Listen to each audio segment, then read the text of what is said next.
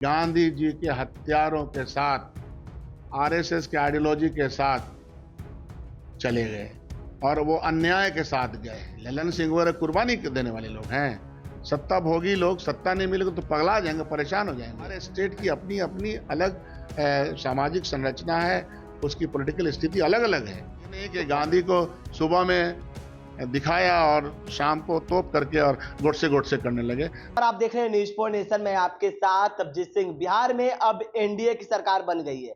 जो महागठबंधन की सरकार है वो टूटकर नीतीश कुमार है जो अब एनडीए के साथ चले गए। और वहीं बात करें तो कांग्रेस के वरिष्ठ नेता राहुल गांधी भी बिहार दौरे पर आए हुए थे।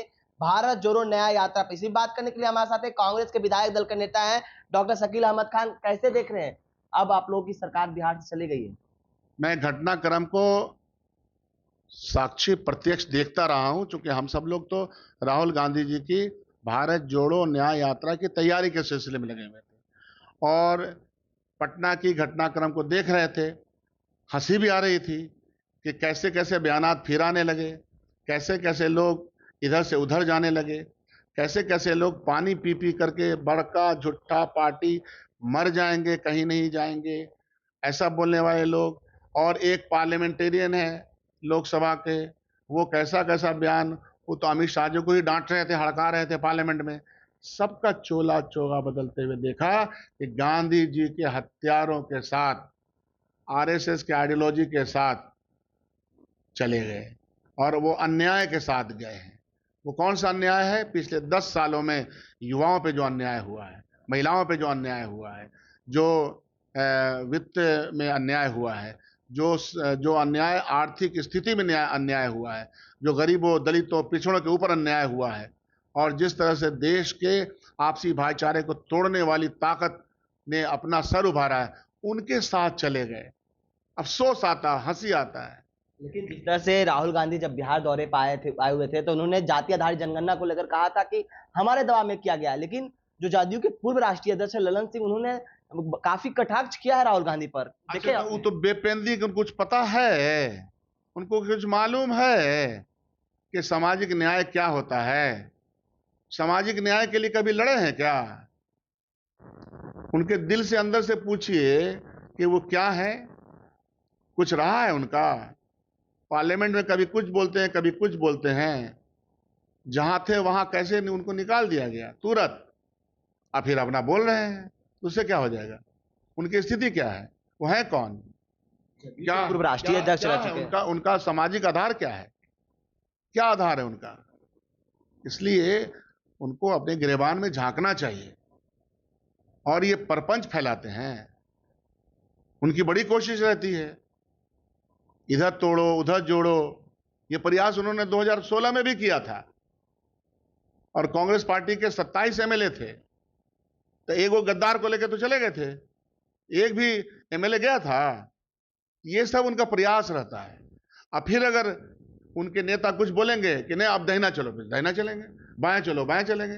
राहुल गांधी जी और कांग्रेस पार्टी सीधे रास्ते चलने वाली पार्टी रही। इतिहास इसका गवाह है कि वो कुर्बानियों की पार्टी रही है। ललन सिंह वो कुर्बानी देने वाले लोग हैं। सत्ता भोगी लोग, सत्ता नहीं मिलेगी तो पगला जाएंगे, परेशान हो जाएंगे। ऐसे लोगों का क्या है?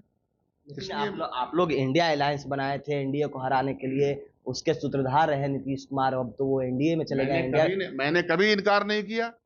आप तमाम बयान उठा के देख लीजिए कि आपने जिस काम के लिए बनाया था वो किस काम के लिए बनाया था। आपने खुद कहा था, नीतीश जी के वर्षन हमको याद है, मैं तो व्यक्तिगत तौर पे उनकी बड़ी इज्जत करता हूं, और उन्होंने कहा था कि देखिए कि देश का नाम बदल देगा, देश के अंदर इतिहास बदल रहा है, अब हमको कुछ नहीं चाहिए, हम चाहते हैं कि देश सही रास्ते पे, गांधी जी के रास्ते पे चले। ये उन्होंने बार बार कहा, एक बार नहीं, 2 बार नहीं, 5 बार नहीं, 10 बार कहा, बार बार कहा। तो अगर आप आइडियोलॉजिकल कमिटेड हैं, अगर आप वैचारिक तौर पर कमिटेड हैं, तो अपने को कुछ मिले कि ना मिले, आप उस विचार से जुड़े रहेंगे। कहाँ चला गया वो विचार? अफसोस लगता है हमको, तकलीफ होती है हमको, ऐसा उन्होंने कैसे किया। लेकिन नीतीश कुमार तो बोल ही रहे हैं कि हमने तो बनाया, लेकिन इन लोग लेट कर रहे थे, इन लोग कुछ चाह ही नहीं रहे थे। अच्छा, तो अब एनडीए में आए हैं ना, तो जल्दी जल्दी तय हो जाएगा। अब तो वो जहां आए हैं, जनता दल यू जहां आया है, तो बहुत जल्दी भारतीय जनता पार्टी के साथ मिल करके तय कर लेंगे इतना जल्दी तय हो जाएगा सीटों का? अरे ये अलायंस 28 पार्टी का अलायंस है ना, एक ही पार्टी के साथ अलायंस है। 2800 पार्टी का सामंजस्य बनाना, हर स्टेट की अपनी अपनी अलग सामाजिक संरचना है, उसकी पॉलिटिकल स्थिति अलग अलग है। तो कांग्रेस पार्टी तो हर लोगों के साथ मिलकर के वो सामंजस्य बनाएगी ना। हड़बड़ाहट किस बात का है? जिस बात का हड़बड़ाहट था वो आप और हम सब जानते हैं, वो चीज नहीं हुआ। अफसोस है कि चले गए। किस बात का घबराहट? ये तो आपके माध्यम से जो कह रहे हैं, अगर आप चलाइएगा तो सब लोग समझ जाएगा। प्रधानमंत्री का तो बनने की हम कुछ नहीं बोलने वाले हैं इसमें। तो हर पद के लिए उन्होंने अस्वीकार किया, हर पद के लिए अस्वीकार किया, उन्होंने खुद ही किया अस्वीकार।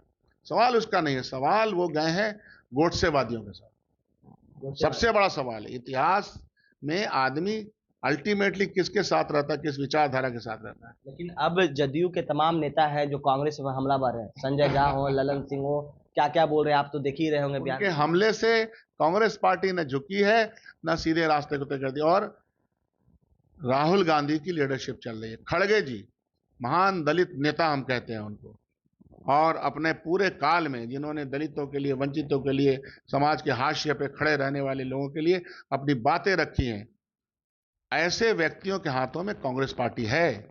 और कांग्रेस पार्टी का एक व्यक्ति, लीडर पूरे हिंदुस्तान में घूम घूम कर बंधुत्व की बात कर रहा है, सामाजिक न्याय और आर्थिक न्याय की बात कर रहा है। आप पूर्णिया की स्पीच सुन लीजिए, हर जगह की स्पीच सुन लीजिए, सामाजिक न्याय और आर्थिक न्याय की बात है, उसको एक्सप्लेन कर रहे हैं। वो है किसी में हिम्मत कि उनसे सामने बहस कर ले?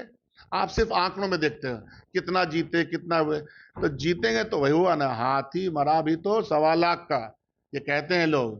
कांग्रेस पार्टी अपने तमाम चिंताओं के साथ, अपने चिंतन के साथ, अपने आइडियोलॉजी के साथ, अपने विचारधारा के साथ जिंदा है, जिंदा थी, जिंदा है, जिंदा रहेगी। और आप देख लीजिएगा कि आने वाले 2024 में मटिया मेट नहीं ये हो गए तो इनको समझ में सबक तो सिखाएंगे, हम सिखाएंगे, जनता सिखाएगी। लाखों लोगों की तादाद में बिहार में लोग कटिहार, किशनगंज, पूर्णिया, अररिया और पीछे से बंगाल से, किशनगंज, पूर्णिया, अररिया और पीछे से बंगाल से होते हुए लोग स्वागत क्यों कर रहे हैं?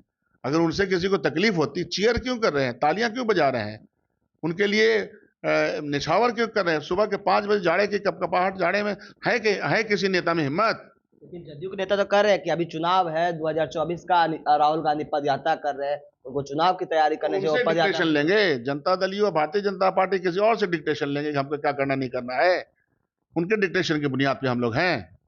हम लोग तो अपनी राह को तय करने वाले खुद लोग हैं।